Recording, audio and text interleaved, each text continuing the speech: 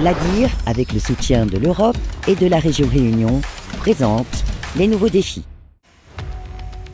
C'est le dernier investissement réalisé par le transitaire RDT Logistique, un entrepôt frigorifique dernière génération, mis en service en mars dernier.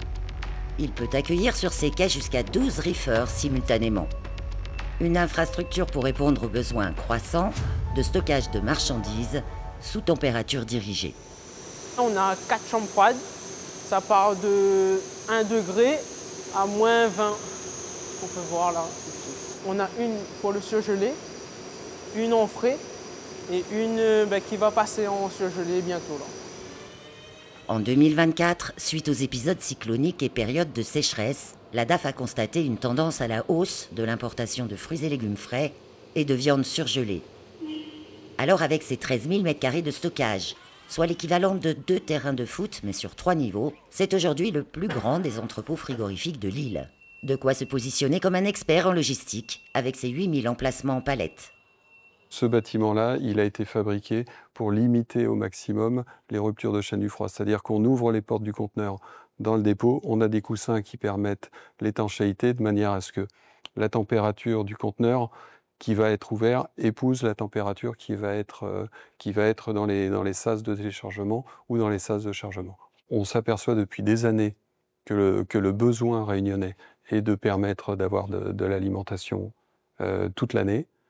On a une obligation et on a une préoccupation pour avoir un bâtiment qui nous permette de garder cette marchandise dans des conditions optimales qui respectent les températures et qui respectent les numéros de l'eau et qui nous permettent d'avoir de la marchandise toute l'année. Pour William, c'est le moment du dépotage de nos mandarines. À l'ouverture, je vérifie qu'il n'y a pas d'objet suspect à l'intérieur. Première chose, je regarde la température avec le thermomètre. Bonne température, c'est entre 1 et 3 degrés. Du coup, là, je vais faire la photo pour que le client il constate son conteneur à l'arrivée, qu'il n'y ait pas d'anomalie. Et après, je décharge le conteneur.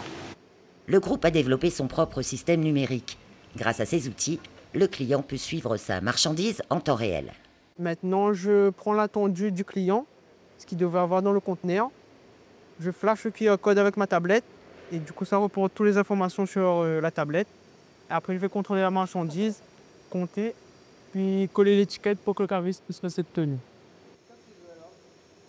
Le cariste, il arrive, il récupère la palette, il va les stocker dans la chambre froide. Et après, suivant le client, soit il vient récupérer dans la journée ou des semaines ou des mois après. Et soit c'est lui qui décide de gérer son propre transport, soit c'est nous qui lui fournissons un transport. Avec 90 salariés à l'opérationnel et 50 au fonctionnement administratif, répartis sur 6 sites dans toute l'île, l'activité du transitaire et commissionnaire en douane est avant tout un métier d'anticipation.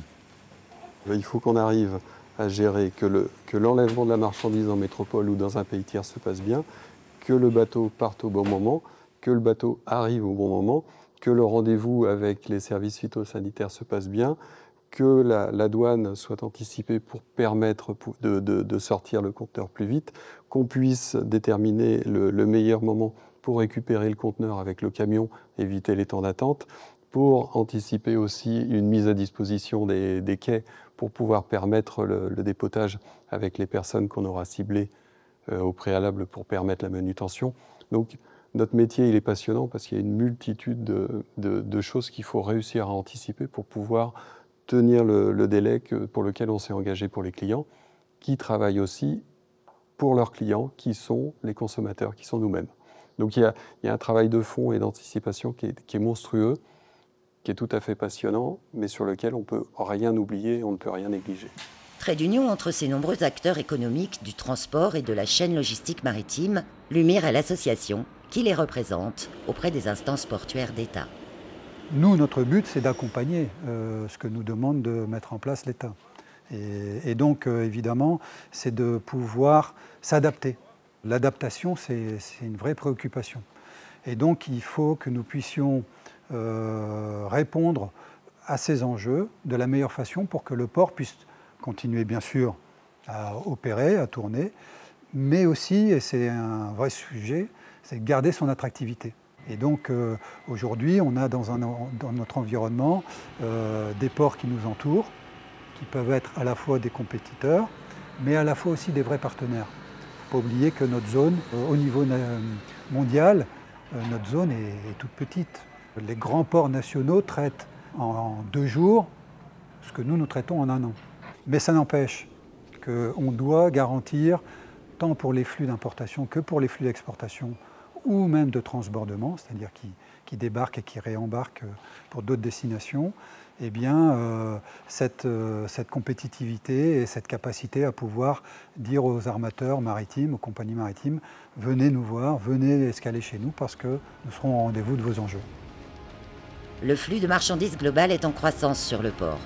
Import et export confondus, il est passé de 4 millions de tonnes en 2013 à 10 millions aujourd'hui, dont essentiellement du conteneur.